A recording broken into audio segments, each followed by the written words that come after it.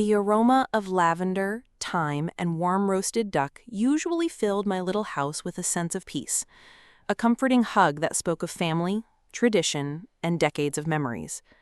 Tonight, however, it felt like a thin veil barely masking the chill that had settled in my bones. It was Thanksgiving, my favorite holiday. Yet, as I carefully placed my old flour-dusted recipe notebook on the small side table next to my armchair, a knot tightened in my stomach. This notebook, a gift from my late husband Frank over 50 years ago, was more than just a place to keep my recipes. It was a relic, a testament to a life lived, full of love, hard work, and modest but meaningful achievements.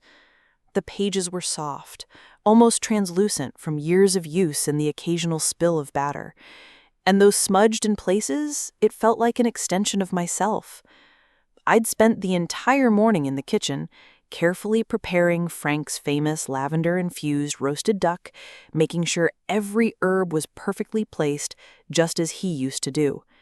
It was my small way of keeping his memory alive, a loving gesture for the family gathering I had meticulously organized. The doorbell rang, pulling me from my thoughts, and the house instantly filled with the boisterous sounds of my daughter, Melissa, her husband, Tom, and their 2 adult children, my grandchildren, Alex and Sarah. Melissa, ever the pragmatist, immediately started talking about the peeling paint on the kitchen cabinets even before she'd properly given me a hug. Tom, always impeccably dressed, surveyed the living room with a critical eye, his gaze lingering a little too long on the slightly faded upholstery of my antique sofa. "Grandma June, darling, you really outdid yourself with the duck," Sarah chirped, giving me a quick, almost dismissive peck on the cheek.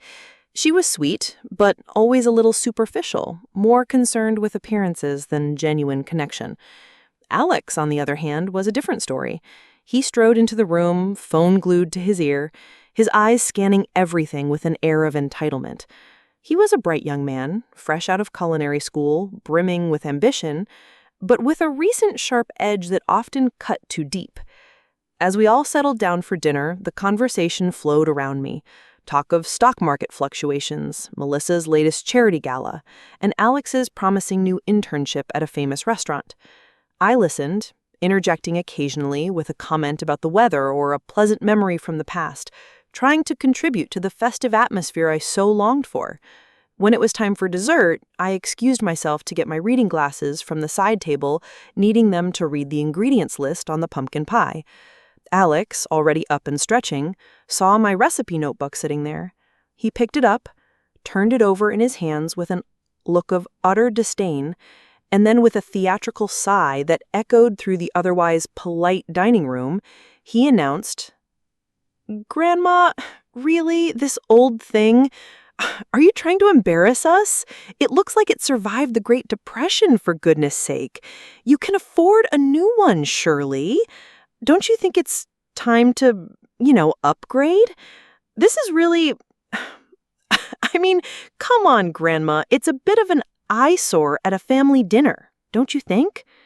His words, delivered with a smug grin and a dismissive flick of his wrist, landed like cold stones in my chest. The room went quiet, a sudden, uncomfortable silence that amplified every beat of my aching heart. Melissa cleared her throat, but said nothing. Tom merely raised an eyebrow, a tiny, almost imperceptible smirk playing on his lips. Sarah, ever the diplomat, busied herself with her napkin. My kind gesture, the carefully prepared duck, the warm, inviting atmosphere I had tried to create, all of it seemed to evaporate in the face of his public mockery. My hands, which had lovingly kneaded dough and stirred sauces for decades, trembled ever so slightly as I reached for my notebook. Oh, they had no idea. Absolutely none.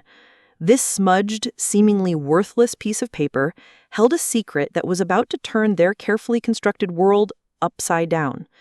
And the best part? They had just given me the perfect reason to reveal it. We've only just scratched the surface of this family drama, and trust me, it's about to get a lot more intense. Stay with us to discover what shocking truth Grandma June's old notebook truly held, and how it completely changed the dynamic of this family forever. The silence that fell after Alex's little performance hung heavy, thick enough to cut with a butter knife. I could feel their eyes on me, some curious, some dismissive, all expecting me to do what I always did, smile weakly, brush it off, and perhaps even apologize for my perceived lack of modern sensibilities. But today, something inside me had shifted. The lavender-infused roasted duck, usually my pride and joy, suddenly tasted like ashes in my mouth. My heart was pounding, not from anger, but from a strange, exhilarating mix of indignation and a newfound clarity. It was a clarity that comes when you've had enough, when the endless parade of subtle digs and overt condescension finally chips away at the last vestiges of your patience. "You know, Alex," I began, my voice, to my own surprise, steady and clear with just a hint of an edge I rarely allowed myself. "This notebook has seen more life than your entire generation combined. It's held everything from our first paychecks to Frank's love letters to the ticket stub from the night we first met. It's not just paper and ink. It's a repository of memories, a testament to a life lived with integrity and, dare I say, a certain amount of class that seems to be in short supply these days." I looked directly at him, then let my gaze sweep over Melissa and Tom, who both shifted uncomfortably. Sarah actually looked a little guilty, bless her heart. Alex, however, merely chuckled, a dismissive, arrogant sound. "Oh, Grandma, please spare us the history lesson. We all know you're old-fashioned. It's just, in this day and age with digital recipes and celebrity chefs, carrying something so antique, it just sends the wrong message. Image is everything now, you know?" He gestured vaguely as if to encompass the entire modern world he seemed to effortlessly inhabit. "You should have seen the looks my friends gave me when they saw it in my hand. Seriously." That last part, the casual mention of his friend's judgment, was a deliberate jab aimed squarely at my perceived social standing. It stung, not because I cared what his friends thought, but because it laid bare the shallow values he held. Melissa, my daughter, finally spoke up, a weak attempt at mediation. "Alex, that's enough. Grandma's notebook is her business." But her tone lacked any real conviction, and she quickly changed the subject, launching into a tedious monologue about her golf handicap. Tom, ever the master of passive aggression, chimed in, "Well, Melissa, I did suggest we get June a nice new digital tablet for Christmas. Something practical, yet stylish. Maybe she just prefers to cling to the past." He smiled sweetly at me, a smile that didn't quite reach his eyes. I watched them, truly watched them, and a bitter truth settled in. They didn't see me. They didn't see the woman who had sacrificed, who had loved, who had built a life with nothing but hard work and determination. They saw an elderly relative, a relic, perhaps even a burden. And what little respect they had was entirely conditional, based on their own superficial values of success and status. The thought of the secret, tucked so innocently within the worn pages, suddenly felt like a mischievous secret, a powerful weapon waiting to be unleashed. As the evening wore on, the casual slights continued. Melissa hinted that my house was getting a bit much for me to maintain, and suggested, with a feigned casualness, that perhaps I should consider moving into a more manageable apartment, by which she meant, of course, giving me the house. Tom made pointed comments about my eccentric taste in decor. They were like vultures circling around, picking at the edges of my life, waiting for me to falter. And all the while, that smudged notebook, now safely back in my purse, hummed with a silent, electrifying energy. They were so busy calculating their imagined inheritances, they completely missed the real treasure hidden in plain sight. They had no idea that the most insignificant item at the table held the key to their entire future. The family feast is far from over, and the true main course is still to come. I felt a cold resolve settle in my heart. How could I have been so blind for so long? They had turned a place of love and memory into a battleground of greed. I wondered what would become of them once they learned the truth. Would they finally understand? Or would the revelation only amplify their worst qualities? It was a frightening thought, but one thing was certain. I had to do something. My late husband Frank and I had built this life with love and hard work, and I would not let his memory be trampled on by their selfish ambitions. I had to act, and I had to do it now, before their calculated deception went too far. The game, as they say, is truly afoot, and I, June, the supposedly frail, old-fashioned woman with the disgraceful notebook, was holding all the cards. The dessert course arrived, a collection of pumpkin and pecan pies. Yes, the pies were store-bought. I'd had enough of their commentary on my baking. And a mountain of whipped cream. The small talk resumed, albeit with an underlying tension that only I seemed to fully register. Alex was animatedly describing his new, expensive car, oblivious to the fact that his words were painting a clearer picture of his character than any resume ever could. Melissa was on her phone, scrolling through what I assumed were emails, occasionally grunting in response to Tom's chatter about renovating their vacation home. Sarah, bless her heart, was trying to engage me in a conversation about a new book she was reading, but her eyes kept darting nervously towards Alex. I took a deep breath, the air in the dining room suddenly feeling heavy, charged with an unspoken expectation. This was it.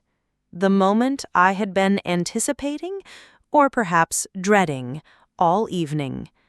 I reached into my purse, my fingers finding the familiar, smudged pages of my notebook. I pulled it out, slowly, deliberately, letting the action draw their attention.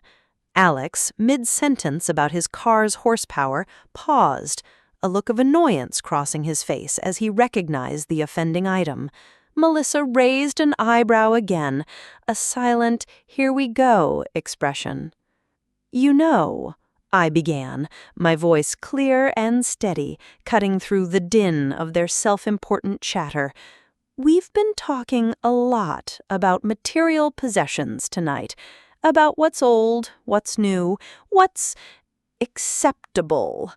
And, Alex, you made a rather vivid point about my notebook." I held it up, turning it slightly so the light caught the worn edges. "You called it a childish scribble book, a disgrace. You suggested I upgrade to avoid embarrassing the family." Alex's face flushed slightly, caught off guard by my directness. "Grandma, I was just saying—" No, Alex," I interrupted, a cool, almost surgical precision in my tone. "You said quite a lot, actually. You implied that my humble belongings somehow reflect poorly on your status."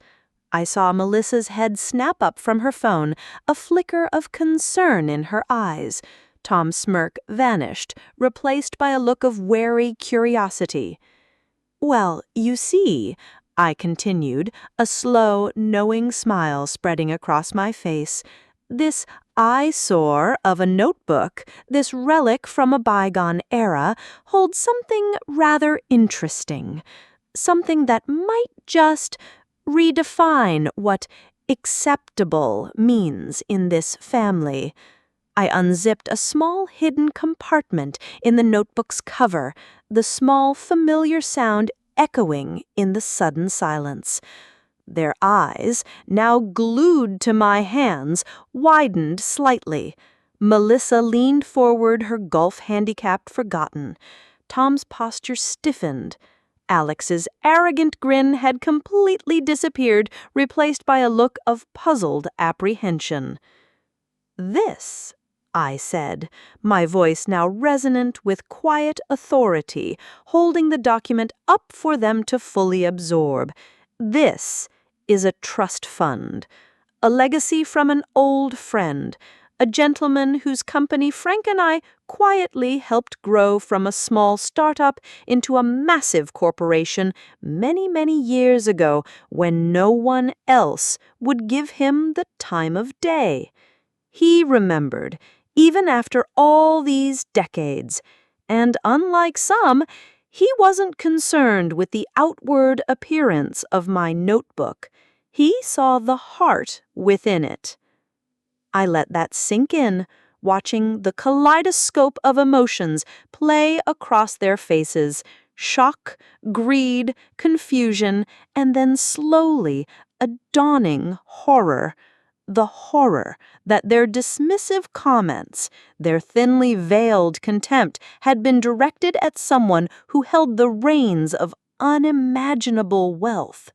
The $95 million seemed to hum in the air, a silent, powerful judge of their character. This was just the beginning of their reckoning.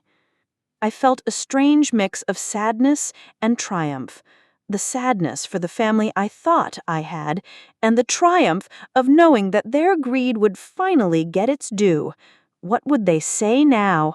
How would they explain away their arrogance and their thinly veiled insults? I couldn't wait to find out, though a part of me dreaded the confrontation to come. They had thought me to be a senile old woman with nothing but a few nostalgic recipes, but they had just learned that my scribble book was the key to a fortune beyond their wildest dreams. The game was no longer afoot. It was about to reach its terrifying climax, and I, June, the lonely baker, was about to serve them the bitterest dish they had ever tasted. The silence, after my pronouncement, stretched on, suffocating and heavy. It was the kind of silence that happens when all pretenses are stripped away, leaving only raw, naked desire and a healthy dose of fear. Alex, who moments ago had been a picture of youthful arrogance, now looked as if he'd swallowed his tongue. His eyes, fixed on the document, seemed to calculate, to scheme, even as the color drained from his face. Melissa, usually so composed, fidgeted with her napkin, her gaze darting between the document and me, a desperate, almost pleading look beginning to creep into her eyes. And Tom, my son-in-law, whose entire demeanor usually screamed refined, now resembled a hungry predator, his eyes wide with undisguised avarice. A trust fund for $95 million? Melissa finally managed to stammer, her voice a strained whisper. It was less a question and more an involuntary expulsion of breath, as if the sheer weight of the number had physically pressed it out of her. "Indeed, Melissa," I replied, my voice calm, almost detached, a stark contrast to the earthquake I had just unleashed. I held the document out a little further, letting them all get another good look. It's a rather substantial sum, wouldn't you agree? Tom, recovering from his initial shock, was the first to find his voice, though it was now laced with an almost desperate sweetness I hadn't heard from him in years. "June, my dear, this is simply astonishing. You never said a word. Oh, how wonderful for you. For us, I mean. For the family." His eyes gleamed, already mentally furnishing a new wing on their mansion or perhaps a private jet. Alex, not to be outdone, suddenly found his tongue. "Grandma, this is incredible. I mean, I always knew you were, shrewd, a real survivor. And that notebook? It's vintage, an antique. It has character. I was just teasing. You know my sense of humor, Grandma. I love that notebook. It's so you." He launched into a pathetic, transparent attempt to backtrack, his words tumbling over each other in a desperate attempt to curry favor. The arrogance was gone, replaced by a pathetic, cringing sycophancy that was frankly nauseating. He even tried to reach for the document, as if to examine its authenticity, but I subtly pulled it back, just out of his grasp. I watched them, these people who had just moments ago dismissed me, judged my belongings, and treated me as an inconvenient relic. Their transformation was immediate, complete, and utterly predictable. The mask of polite indifference had fallen, revealing the raw, grasping avarice beneath. It was a grotesque, silent auction of their souls. each one vying for my attention, for a piece of the pie they now so desperately craved. Sarah, alone amongst them, looked genuinely uncomfortable, her gaze fixed on her plate, though even she couldn't resist a quick, bewildered glance at the document. Funny, I mused aloud, my voice still gentle, but with an underlying current of steel. How an eyesore can suddenly become a vintage antique when $95 million are involved. It truly is a remarkable metamorphosis, isn't it? Melissa cleared her throat, pushing her half-eaten dessert away. Mother, listen, about what Alex said. He's young, he's foolish. He didn't mean anything by it. You know how he is, full of youthful exuberance. She was trying to smooth things over, to reclaim some semblance of normalcy, but her eyes betrayed her. They were still wide, still fixed on the document, her mind clearly racing with possibilities. But this changes everything. What do you plan to do with it? Surely you'll need help managing such a vast sum. I'm here, you know. Your daughter. Always here to help. Oh, I assure you, Melissa, I have a very clear plan. A very clear plan indeed. And it just so happens that tonight, at this very dinner table, I intend to outline precisely what I'm going to do with it, and more importantly, who will and who will not benefit from this unexpected turn of events. The air crackled with anticipation, a hungry, desperate energy. They had laughed at my notebook. Now they were about to learn the true cost of their contempt. The game, as they say, was truly afoot, and I, June, the supposedly frail, old-fashioned woman with the disgraceful notebook, was holding all the cards. I wondered what they were thinking now, what twisted fantasies of new cars and lavish vacations were running through their minds. They had so casually dismissed my life's work, my memories, and the things I held dear. Now their entire future rested in my hands, and I had the power to give them everything they ever wanted or leave them with absolutely nothing. It was a terrifying thought, but also an exhilarating one.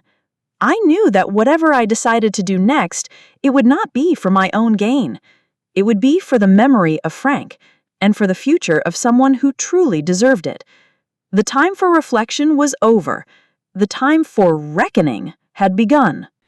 The air in the dining room was so thick with unspoken expectation, you could almost see it shimmering.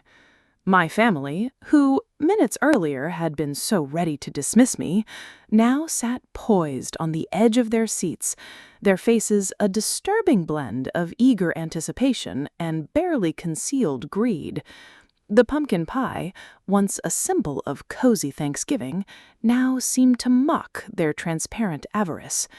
I let the silence linger, enjoying the uncomfortable squirming, savoring the moment before I dropped the hammer. As I was saying, I continued, my voice calm, almost leisurely, this fund represents more than just money. It represents loyalty, kindness, and a promise kept across decades. Values, I might add, that seem to have become rather negotiable in some circles. My gaze swept over Melissa, Tom, and finally settled on Alex, who was now practically vibrating with a mixture of fear and excitement. Sarah, bless her soul, still looked uncomfortable, her eyes darting between her family members and me.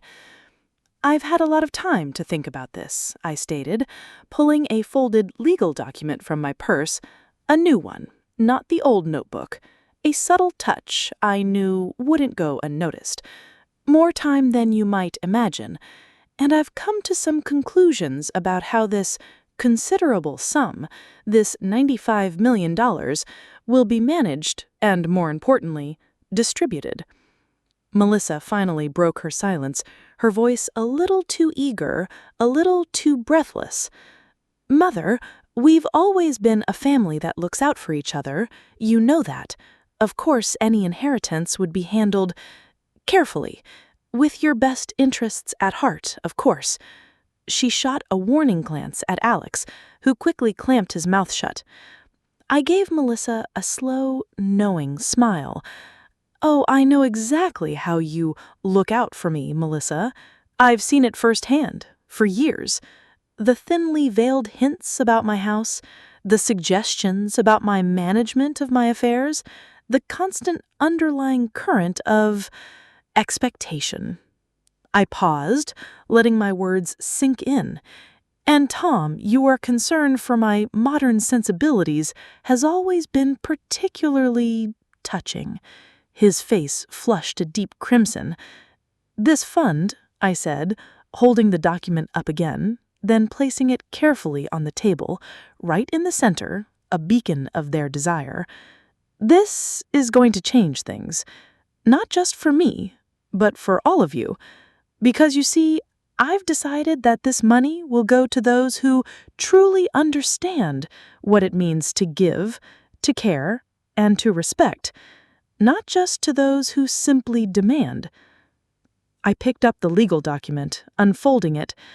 I spent the last few weeks after I received this revisiting my estate plans. I consulted with Frank's old lawyer, Mr. Henderson, a man of impeccable integrity, unlike some I could mention. My eyes flickered to Alex, whose earlier attempt at flattery now seemed to mock him. "The first thing, let's address the elephant in the room. My house." I looked at Melissa. "For years, you've implied it's too much for me, that I should move, that it would be more convenient for everyone if I did. So I've taken your advice. This house, the one Frank and I built together, the one you seem to think is your birthright, it is no longer part of my estate to be divided among you." Melissa's jaw dropped. Tom gasped, a small, choked sound. Alex let out a strangled cry. "Granna, what are you saying? You can't." "Oh, but I can, Alex, and I have," I said, a wave of profound relief as I saw their entitled faces contort with shock and dismay. Their greedy eyes, moments ago sparkling with visions of yachts and luxury, now stared at me with a bewildered betrayal. This was the first of many shocks, and I was just getting warmed up. What a strange feeling this was. The power to dismantle their entire world in a single evening. I saw their faces, a mixture of betrayal and disbelief, and a part of me felt a pang of sadness for what could have been. But then I remembered their mockery, their condescension, their cold calculations about my future, and the pang of sadness turned to steely resolve. This wasn't about revenge. It was about justice. The house, a symbol of their imagined inheritance, was gone. But the biggest shock was still to come. I wondered if they would even listen, or if their minds were already so consumed with loss that they couldn't hear the truth anymore. I had one more card to play, one more reveal that would change their lives forever, and I was ready to deal the final hand. The air in the dining room became impossibly still. Melissa was practically vibrating with fury, her face a mask of disbelief. Tom had gone from crimson to an unhealthy shade of mottled gray, his eyes wide with a terrifying blend of shock and pure, unadulterated rage. Alex, however, was the most satisfying to observe. His face was a contorted mess of panic and utter despair, the kind that comes when a carefully constructed world collapses in an instant. Sarah, my dear Sarah, was the only one who seemed to grasp the moral weight of the moment, her expression a mix of sorrow and perhaps a flicker of understanding. "The house?" Melissa finally sputtered, her voice hoarse, as if she were choking on the words. "You gave away our house? The family home?"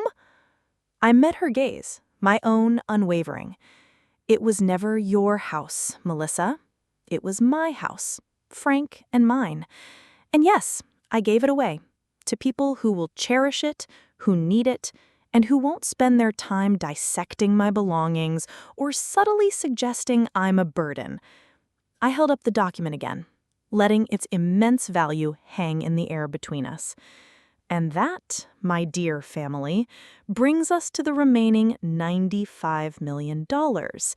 Their eyes, previously full of rage, now flickered back to the document, a desperate hope rekindling in their depths. They couldn't help it. The sheer sum was too enticing, too tempting to completely give up on. You see, I continued, my voice gaining a quiet power, I've decided that this money will not be squandered on those who see me only as a stepping stone or whose values align more with fleeting trends than with genuine human connection. I looked directly at Alex. You, Alex, with your disdain for anything that isn't brand new and flashy, with your casual cruelty and lack of respect for things that hold true value, you will receive nothing. Alex jumped up from his seat, his chair scraping loudly across the floor. What? Grandma, this is insane. I'm your grandson, your only grandson. You can't do this. His voice was shrill, pathetic. Oh, but I can. And I have, I replied, my eyes as cold as a winter morning. And as for you, Melissa, and Tom, I paused, letting the tension build, watching their faces contort with a mixture of dread and a desperate clinging hope. Your years of subtle digs, your thinly veiled attempts to control my life, your constant assessment of my worth based on your own superficial standards, they have not gone unnoticed. For your efforts, for your unwavering support in encouraging my independence, I said, a flicker of genuine sarcasm in my tone, you will each receive a token. Enough to buy yourselves a new, perhaps slightly less eyesore notebook, Alex, and perhaps Melissa a new set of golf clubs. Consider it a parting gift for your exemplary patience. I reached back into my purse and pulled out 2 crisp $100 bills. I laid them on the table, next to the $95 million document, the contrast hilariously stark. Their eyes had not been more filled with a desperate hope. Melissa and Tom stared at the 2 bills as if they were venomous snakes. Their faces were a picture of utter devastation, their years of calculated flattery and manipulation having backfired spectacularly. Then I turned to Sarah, who had remained quiet throughout the entire ordeal. She looked genuinely shocked, but there was also a glimmer of something else in her eyes, understanding, perhaps even a hint of relief. Sarah, I said softly, her name a gentle counterpoint to the storm raging around us, you have always shown me a quiet kindness, a respect that wasn't conditional on my perceived wealth or status. You asked me about my book. You listened. You tried to make me feel included, not like a project or a burden. I picked up the document, the one for $95 million. This money, the vast majority of it, will be used to establish a foundation in Frank's name, a foundation dedicated to supporting young bakers and chefs, just like his brilliant forgotten sister who never had the opportunities she deserved. It will fund scholarships, research, and mentorship programs. It will create a legacy of true value, not just material wealth. Then I reached into my old, beloved notebook, the one Alex had so scorned, and pulled out a smaller, handwritten note. And for you, Sarah, I said softly, handing it to her, a separate, more personal gift, enough to ensure your future is secure, to pursue your dreams without the burdens that so many young people face. It's not the lion's share, but it's a substantial amount that I believe you will use wisely and with the kind heart you've always possessed. Sarah stared at the note, tears welling in her eyes. She didn't open it immediately, but looked up at me, a silent gratitude in her gaze that spoke volumes. It was a stark contrast to the venomous glares from Melissa, Tom, and Alex, who now sat in stunned, defeated silence, their carefully crafted illusions shattered. They were speechless indeed. They had come for Thanksgiving dinner and inherited wealth, and left with the bitter taste of their own greed. As for me, June, I felt a lightness I hadn't known in years.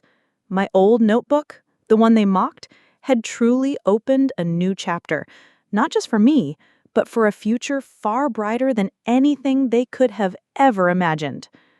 The feast was over, and the true meaning of legacy had finally been served. Thank you for listening to my story. I hope it made you think about the fact that true value is not always obvious. Sometimes the most important things are hidden in the simplest and oldest objects that we are so ready to discard. If you liked my story and want to hear more such stories, don't forget to subscribe to our channel. New captivating stories await you every single day. Turn on notifications so you're always first to know about new videos, and show your support by hitting like and sharing your thoughts in the comments below. Remember, true wealth is not measured by money, but by the kindness and respect we show each other. See you soon.